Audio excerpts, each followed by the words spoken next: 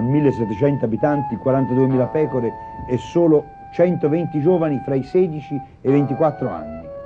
È il paese della strage della notte di San Silvestro.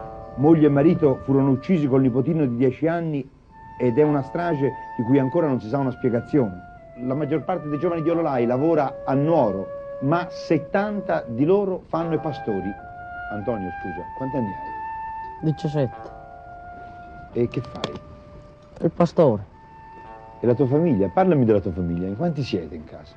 In sì. E i tuoi fratelli che fanno? Uno impara muratore, l'altro pastore. Gli altri vanno a scuola. Ma le pecore sono tue?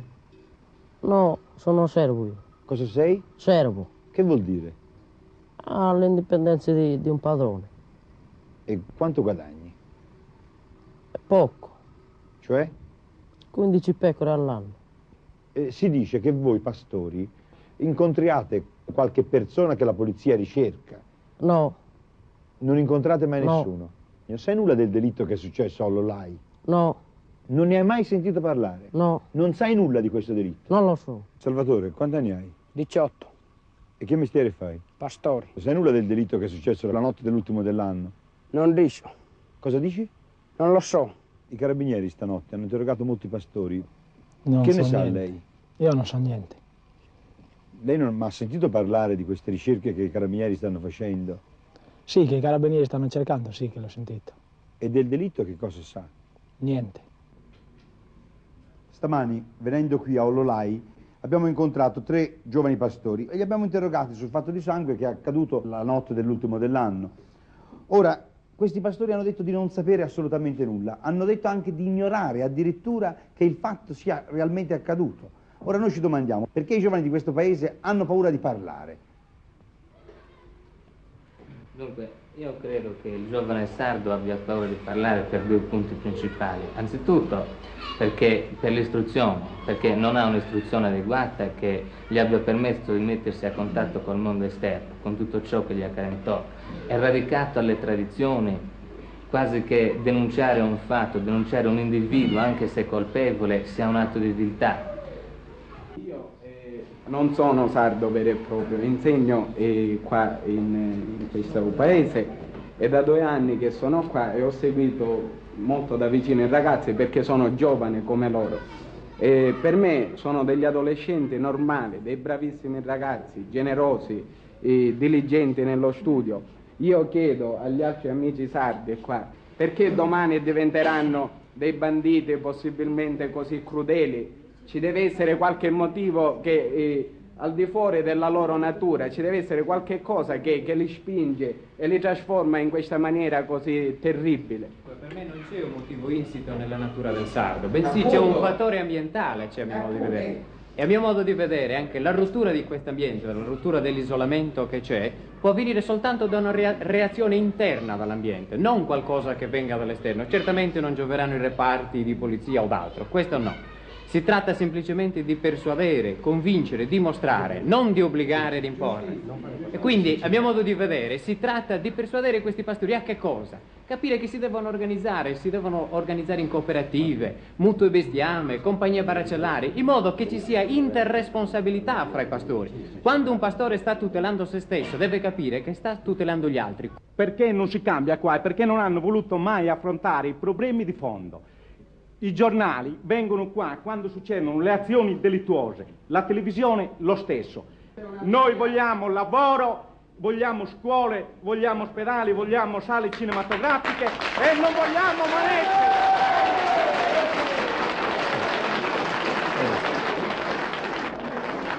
monete. Il microfono. Prima. Comunque Sì, l'italiano lo sì, so molto bene. No, non ti preoccupare, di pure.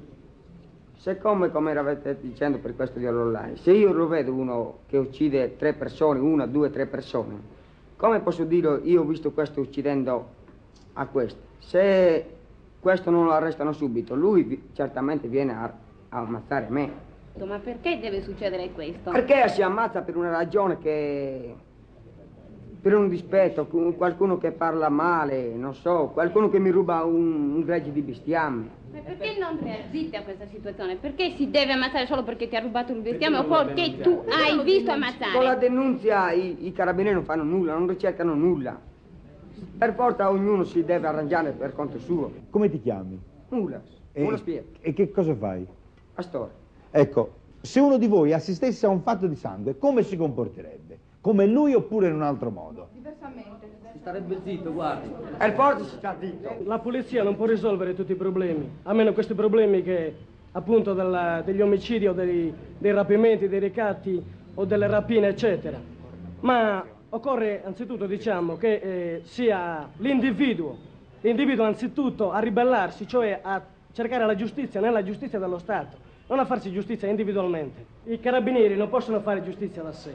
Ci deve essere a un certo punto l'apporto dell'individuo, perché la giustizia sia fatta nel vero senso della parola.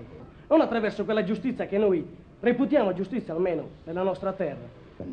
Quindi bisognerebbe far capire ai pastori che la giustizia esiste, bisognerebbe cioè convincerli e portarli ad aver fiducia nella legge. Però logicamente per poter convincere questi pastori di questa posizione bisognerebbe istruire, bisognerebbe che ci fossero più scuole, meno analfabeti, insomma mi sono spiegata, più scuola, più lavoro e più istruzione. Ecco, ma per quanto riguarda l'omertà, perché in Sardegna non si parla? Perché in Sardegna non si parla proprio perché si ha paura, perché forse non sono abbastanza protetti.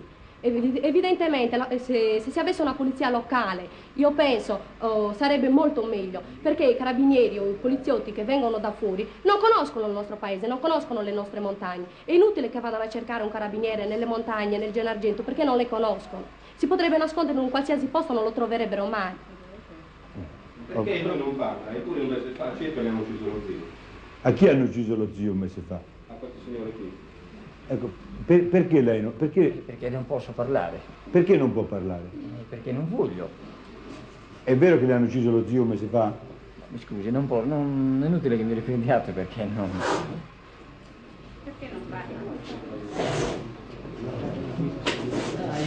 Dire almeno perché non sa. Non posso. È meglio non parlo. Insomma, fra tutta la gente del paese vige il silenzio soltanto perché si ha paura.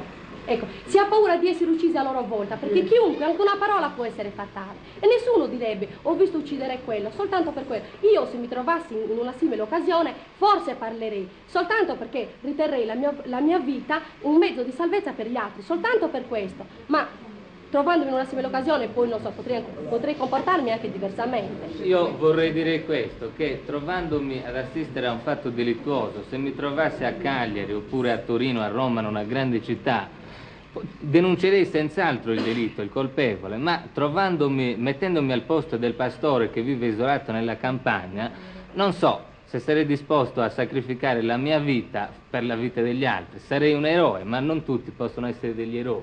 E lei? Anche io non sono un eroe, non parlerei. Lei non parlerebbe? No. Ci terrei all'appello. E lei? Io non parlerei perché in un certo senso lo ritengo anche inutile.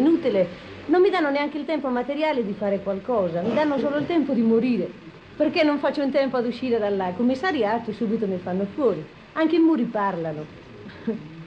Quindi è inutile. C'era quel vostro amico al quale è stato ucciso lo zio un mese fa, che se n'è andato. Perché non parlava? Perché ha ragione di non parlare. Per lui anche una parola può essere fatale. Per concludere sull'omertà, devo dire che questa è una conseguenza di una certa situazione ambientale. Non è un arbitrio o un'invenzione che deriva da noi. E noi giovani sentiamo il bisogno, il dovere anzi, di doverci impegnare per superare le condizioni che determinano l'omertà, ossia condizioni di insicurezza e di arretratezza economica e sociale. Ma deve parlare. Ma sì, io devo parlare. Ma è pronto lui a solvere, viene a darmi una pacca sulla spalla a dire bravo, hai fatto tutto dovere.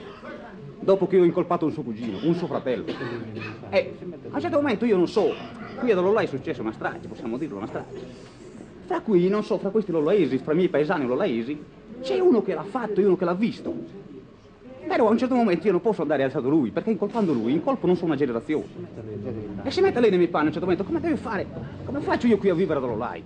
Io volevo dire che l'omertà non la vinceremo mai nella situazione in cui ci troviamo. Bisogna cambiare. Noi giovani dobbiamo fare un segno di protesta che qui ci devono dare più istruzione da piccoli, non cambiare immediatamente, è impossibile. Sì, ma Cioè, scusa. cioè Ma io sono in dare colpo- una sei in maggiore colpo tu. istruzione ai piccoli. Ma io sono Così- in colpo tuo fratello, tu sei pronto a dire bravo, hai fatto il tuo dovere. Io perché sono onesto, non Ma forse a te no. tuo fratello ha assassinato perché ha subito un altro torto. E tu sei pronto a perdonare e dire bravo, hai Sì, fatto il tuo dovere. io sei un perché sono libertario. onesto lo faccio, ma sì, in ma maggioranza siamo qui in Sardegna non ti perdona. Ah, ecco, vedi. Quindi l'omertà è impossibile nella situazione in cui ci troviamo adesso vincerlo. È impossibilissimo, perché la situazione è troppo critica qui in Sardegna. Siamo troppo ignoranti, ecco, per capire certe cose. Dunque, la domanda posta poco fa, se io vedendo un omicidio parlerei, io decisamente parlerei. Prima di tutto, voi mi considerate un'eroina? No, tutt'altro che un'eroina. Vorrei dare un esempio a tutti gli altri, perché ho fiducia, ho speranza nell'avvenire. Non di una rinascita solo materiale, ma di una rinascita spirituale per la Sardegna, in tutti i sardi. E non solo io, ma tutti i giovani dovreste muovervi.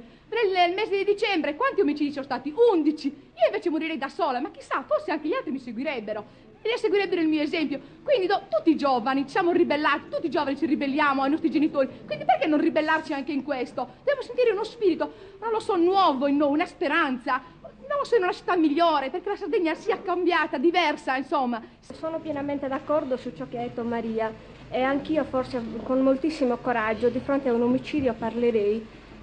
Perché parlare vuol dire soprattutto avere coraggio, avere speranza, moltissima speranza.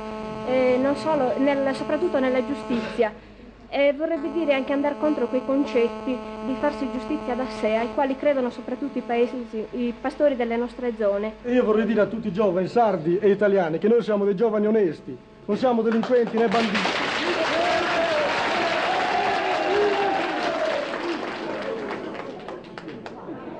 Vogliamo smettere di parlare di omertà e di banditismo. Noi vogliamo che nei nostri paesi si istituiscano dei club, dei circoli culturali. Questo è stato già fatto per nostra iniziativa, con la nostra volontà. Ma vorremmo che anche i grandi, coloro che sono al comando, ci aiutino e vengano incontro alle nostre esigenze di giovani, moderni e attuali. Ora io vorrei sapere in concreto, da voi giovani violollai, che cosa proponete per superare l'omertà e per aprire una collaborazione con i pastori? Proponiamo l'istituzione della compagnia barracellare e delle mutua bestiame. Queste sono delle istituzioni che riescono a suscitare nei nostri pastori la solidarietà fra di loro. Ossia, se a me rubano del bestiame non sono direttamente io il colpito, bensì fa sentire che questo si compie a danno di tutti quanti. C'è qualche altro che vuol dire qualcosa? Prego. Io vorrei leggere una poesia composta da noi giovani dell'Ollai che abbiamo pubblicato sul nostro giornalino locale. Prego. C'è ancora chi ci chiama un popolo di banditi. I rotocalchi parlano di noi quando a Orgosolo uccidono qualcuno. No, non parlano del pastore che munge per il padrone della tanca, che munge per il padrone del formaggio. No, non parlano del contadino che striscia come un lombrico. No, non parlano del minatore, del suo polmone che si consuma come il ferro della perforatrice. No, non parlano del ragazzo che non va a scuola, che va dietro a una capra. No, non parlano, non possono parlare, i padroni non vogliono. Occhi di carbone, orecchi di caverna, cuore di sasso, e scrivono solo banditi e banditi e banditi.